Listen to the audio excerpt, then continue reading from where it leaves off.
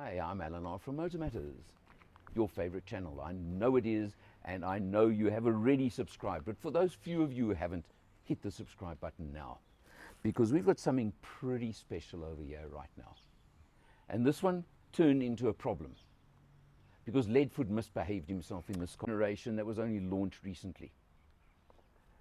A lot of people complained about this version, saying it's gone too soft, it's gone too civilized, it's grown up too much. Those people are soft in the head. They are stupid. They are stupid as far as I'm concerned. I mean, all you need to see is this. Well, that's exactly it. For that me, air scoop on the bonnet. For me, it's kind of like that's what makes WRX WRX. It does. I mean, And somebody commented, I put out a post the other day, where's the gold wheels? That was 1980s, man. Really? Did you? There's a surprise that's in the car for you. But just whilst the helicopter goes overhead, it's down on power from the previous one. This is 202 kilowatts, 350. It was 228 in the last one. And so this is 350 Newton meters of torque, mated to an 8-speed box. 8-speed box, beautiful. I mean, right. Look, on the road, when you're driving like a human, like I do, it's smooth, it's comfortable. I mean, just put your foot down to overtake and it gets crazy when you want to do it. So it's got all of that. But when you're driving like a normal civilized human like I do and not like Leadfoot, it's that drop in power and that extra civilized touch, can we call it, makes it so much more livable. The last one that I had, the previous version a couple of years ago, the video's somewhere on the channel, was too hard, too crashy, I didn't actually want it as an everyday car. It didn't work for me. Maybe some uncivilized types that would be different, but not for me. This one works for me as an everyday car. That's the difference. You come around the side, come on.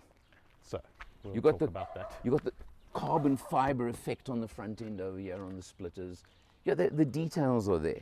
You've got really nice looking 18-inch mags over there with not much profile, but what do you expect on a car of this sort, right? But they're 245.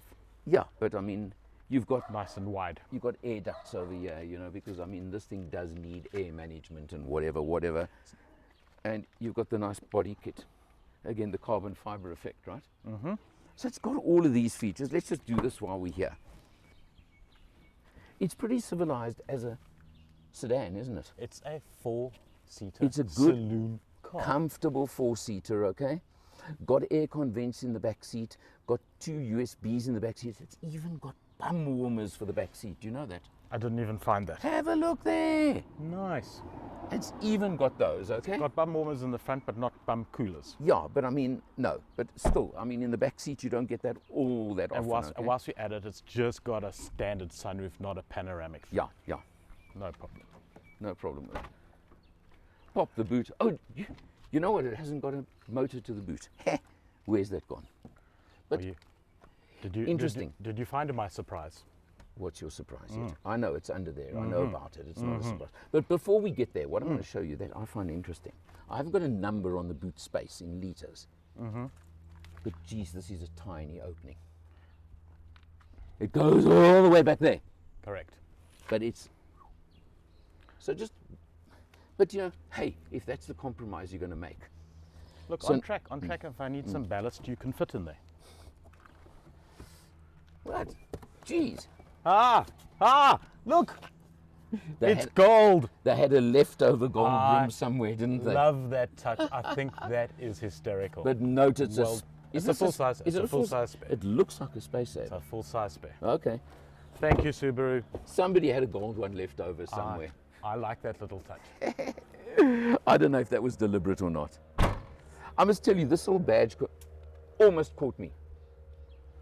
I thought it was an STI badge at first. No. At a glance. I'm just saying, at a glance. I suspect an STI is coming.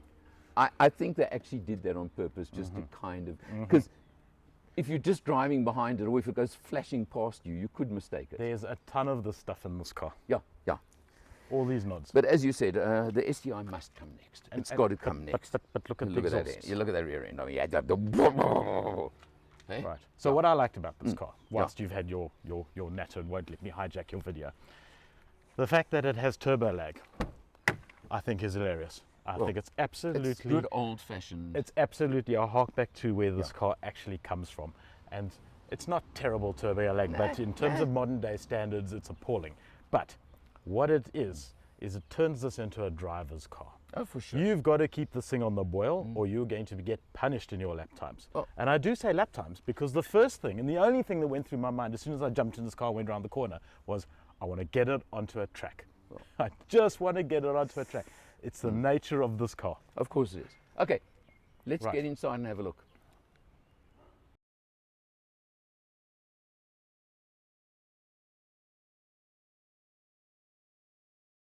Wheel. This is seriously, as Leadfoot keeps trying to impress the fact, a driver's car. It is. I mean, this is a cockpit. It's not it's not a driver's seat. There's no impression needed. That's exactly what it is. Now, Leadfoot hijacked most of this test. So I only got to do 159.7 Ks in it. That's all I got to do. And I've averaged 9.1 litres per 100 for my period. He's too scared to tell me what he got. I'll tell you on the podcast. He's too scared. All right? I guarantee you I beat him, that's for sure. But now you've got all kinds of things. The steering wheel. And then it wasn't a beating, it was an annihilation. What did you get? 15, I suppose, or something ridiculous. But look here, look at the steering wheel. You've got obviously all your buttons. You've got, now, this is not what this car's about, so I'm not going to spend too much time. Active cruise control and all those things. Yeah. It's not actually what this car's about, so we're not going to waste time with that. But you've got your drive modes, which, by the way, I left it in normal for my section of the test, because I can imagine how it was abused before that. But look here, just come to the screen here. How's this tablet screen, by the way? Massive. But you've got sport, sport plus, individual, blah, blah, blah, right? And what I like about the tablet screen is look how big these buttons all are. Yeah, I mean, everything just is there. They're really nice. And you've got a couple of actual buttons as well to play with and to do your things when you need, okay? And you can get to them when you drive, which is nice. So you've got that, but you've got the shortcut button on the steering wheel for your modes, okay? You've also got your info things here that take you through various functions. I just don't even touch these things because I was too busy driving the car and enjoying it. You can even set your steering, for example. You've got all these things. You've got paddles, which I'm absolutely sure you played with. It's got a very nice lane assist, lane keep function, not too hard. Yes, very much so. So it's got the extra safety factors as well, lane keep, lane assist, etc., etc. They've built those in. It's got, of course, electric seat adjustment for the driver with memories, and of course you have the faux carbon fiber in the door panels, just because they had to put it there. Interesting. I was looking and looking about the heads up or not heads up. Okay, I couldn't, unless it's been switched off somewhere in a submenu of a submenu of a submenu, I couldn't find it. But what it does have is the lane keep and the emergency braking, etc., all flash bright orange lights up front of you. I think that's all that is there for. Well, if you don't wake up when that flashes, then there's something wrong with you, okay? Agreed.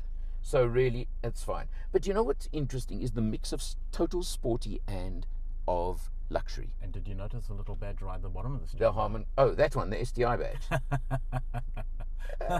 Just to throw a little confusion in there. Yeah, just to totally confuse everybody, right? Yeah. And the Harman Kardon sound system. Yeah, so it's got these touches. That's what I'm trying to say. Yeah. There are a couple of contradictions on the car, I would like to call it.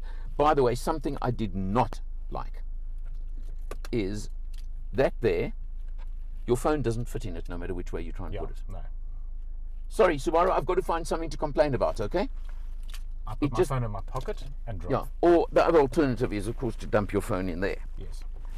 Tell me something. Is that genuinely a CD shuttle? Yes. Did you like the CD shuttle? Not really. I thought it was brilliant. Not really. It's another little throwback to the 90s. Yeah. And I think it's an absolute hoot. It's a total hoot, but who the heck's going to use it? I mean, really, you know. But you've got two USBs here, which is useful. You've also got a microphone or whatever, auxiliary input and a 12 volt. So you've got that on the sound system allows you to adjust your gain, so you can plug in a retro device like an iPod into your sound system and gain it, which is quite nice. So you've got, as we keep saying, there's so many retro, we all know the heyday of this car was the 90s, right? Colin McRae days, etc. They've left a few Yes, Whether and I like it. Whether it's by design or by mistake or who knows what it was by, It's absolutely by design. they've done it. And it's done it. there, and that's the end of And the discussion, right? It's fantastic. Yeah. I think it's brilliant. It's quite amazing. And it just tells you what car you're in Yeah. and where it's come from. Yeah. And the next one will have a little bit less, but it will have something of this car in it. And I like the fact that they're doing the carry of the DNA. Okay, now you've got, of course, suede seats. Yes. In other words, not slippery leather if you're driving like you drove the thing and like a lead foot.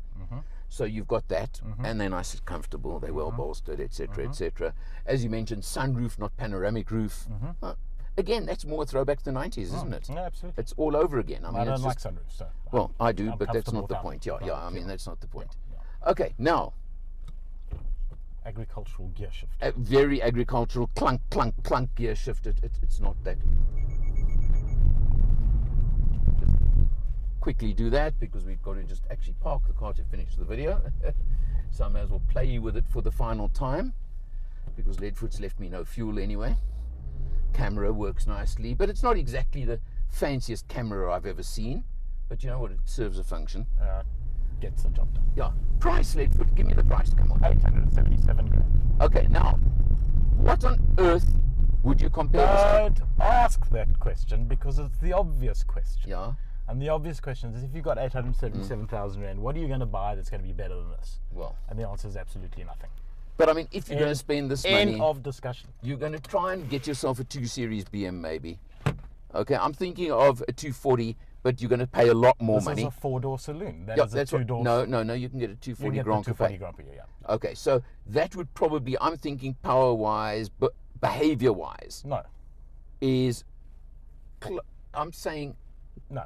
This is somewhere all, there and thereabouts. No, this is all-wheel drive, permanent. So is synchronous. the 240i's got X-Drive. Synchronous all-wheel Yeah, I know, drive. but I'm saying the 240i's got X-Drive. So for Yeah. everyday use, they're Yeah. kind of in the same ballpark. Yeah. Okay. Electronic, Yeah, mechanical. Yeah. No, I know. I Mechanical. know. I'm just trying to. But the bottom line, you're going to pay over $1 million for one of those spec to this level. Oh, yeah. Well, Okay. if you're Yeah. talking, yeah. So you're talking probably 200,000 rand more. Yes. The Toyota GR86 is a 2-door coupe. Doesn't have the power. Doesn't have the all-wheel drive. Yeah. But it's Yeah. kind. I would say it's the same kind of person that may buy it. I think. The only thing I think that gets close to this in terms of an outright comparison, if Yeah. you're looking at a 4-door saloon, is an M5. At 3 million rand. Yes. Yeah, I'm just saying. yeah. You know, it's kind of like Yeah. what super saloons are there? I mean, Yeah. you can go to the Audi range, but we don't really. Okay, deal too much wait. of those. No, you would probably be comparing an RS3 sedan. then. Yeah, Okay, yeah, yeah. I forgot that. You're right. But again, you're talking what 1.3, Yeah, 1.4 you're talking- million spec to this You're level. talking a lot Yeah, more yeah. money. So at this pricing level, there is nothing. And what I like about this one is I mentioned earlier in the video Everything. that the previous generation I would not have lived with. Yes. This generation I could live Oh with. yeah, this is a drive. This you This can is daily. it could daily. The previous one was way too hard and crashy and blah blah blah Yeah. for my liking as an everyday. Hardcore, yeah. Maybe the STI version of this will be that. It'll probably go there. Yeah. But then I would stick with this one. Because the SCI version is going to add, 200,000 rand to it anyway. This is so compelling in every respect. I can't describe how much I enjoyed driving this car, but we'll cover that in the will. podcast. From me, Eleanor, from him, Leadfoot behind the camera. See you next time.